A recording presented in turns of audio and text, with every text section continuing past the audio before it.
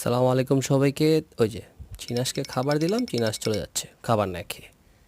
খাবার তো খেয়ে যাবেন মহাশয়টা। আর কয়েকদিন যাবৎ চিনাসে ডিম পাচ্ছি না, তো খুঁজতে খুঁজতে দেখি হঠাৎ করে টবের উপরে ডিম। টবের উপরে কেউ ডিম পারে?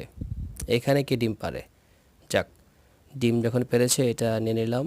এটা নিয়ে জমাবো, জমে তারপরে ইনকিউবেটরে দিব আমরা, বা তার মায়ের পেটের নিচে দিব। আর গাছের উপরে সুন্দর কমলা হয়েছে মাশাল্লাহ।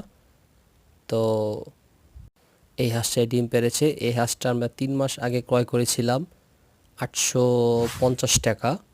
এখন ডিম পাড়া শুরু করেছে। আর হাঁসের যে ছাদের কী অবস্থা করেছে দেখতেই পারছেন। গাছের টব অর্ধেক নষ্ট করে দিয়েছে এটা।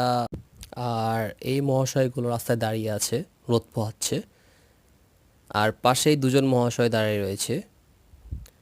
আর এর যে তিনজন রয়েছে, আরও তিনজন, ওনারা তিনজন তিনটি ডিম নিয়ে বসেছে দেখেন। আর কয়েকদিন বাদে বাচ্চা পাবো।